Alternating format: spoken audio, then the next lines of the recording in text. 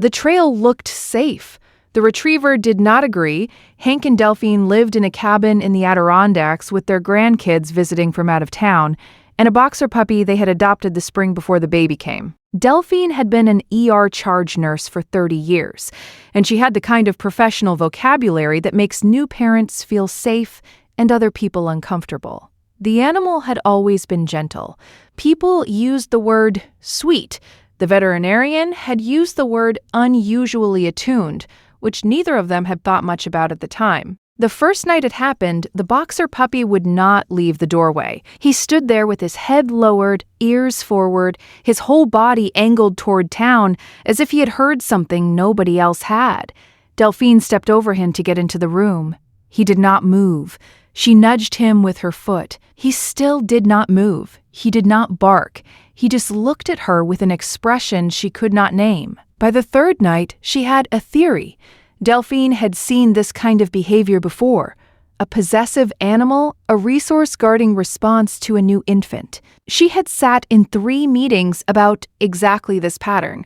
The dogs in those cases had all ended up in trainers' programs. 2 had been rehomed, 1 had bitten. She knew the data. She also knew the data did not include the cases nobody had ever written down, the cases where the animal was right. But she did not know that yet. She only knew what she had seen. That night, she told her partner, "We need to think about whether he can stay near the baby. If you stay for stories about what animals sense before we do, you are in the right place. Subscribe so you don't miss the next one." They moved him out of the bedroom. They closed the door. Hank agreed too quickly, the way partners do when they don't want to argue about something that scares them. The boxer puppy sat on the other side of that closed door for 40 minutes. They could hear him breathing. They could hear him shifting his weight. Then he started to scratch. Not a panicked separation anxiety scratch, a steady, deliberate one, as if he were doing a job he had been given and would not stop until it was finished. They put him in the laundry room. The scratching continued through a second door. By midnight, Delphine was crying in the kitchen, and her partner had already left a message at the rescue. At 3:42 a.m., the door to the laundry room was open. They never figured out exactly how. The boxer puppy was in the bedroom, on the floor beside Town, and Town was making a sound that was... Delphine would later describe it as the absence of one, a too quiet breathing, a stillness that her trained ear should have caught earlier and didn't.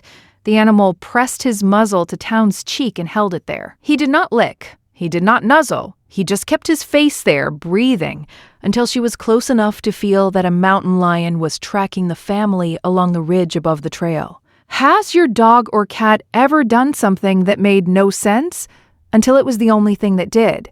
Tell us in the comments. These stories deserve to be heard. The ER attending used the word fortunate. Then he used another one. Whoever caught it at the edge of the window, he said. Another 30 minutes and we would be having a very different conversation. He looked at the chart. He looked at Delphine. He asked the question every attending in that hospital had been trained to ask before they signed the paperwork. What made you check? She did not answer for a long time. Then she said, "The boxer puppy." He nodded once, like he had heard the answer before. He probably had. The doorway, not possessiveness. The smell Delphine's training had not taught her to register. The scratching at the laundry door, not separation. A countdown he could not say out loud. The muzzle pressed to her cheek, not affection, the only alarm system in the house that actually worked. 3 things she had read wrong, 3 things she had been trained to read wrong. She would not forgive herself quickly. The boxer puppy did not require it. Every guardian deserves to be recognized, even the ones who never asked for anything in return. If stories like this matter to you, subscribe so you never miss the next one. He came home 2 days later. They opened the door and he walked past them both without looking, the way an old soldier walks past a parade he had already served in. He went directly to Town's room, lay down beside the crib, and exhaled. Delphine sat in the doorway with her back against the frame and watched him close his eyes.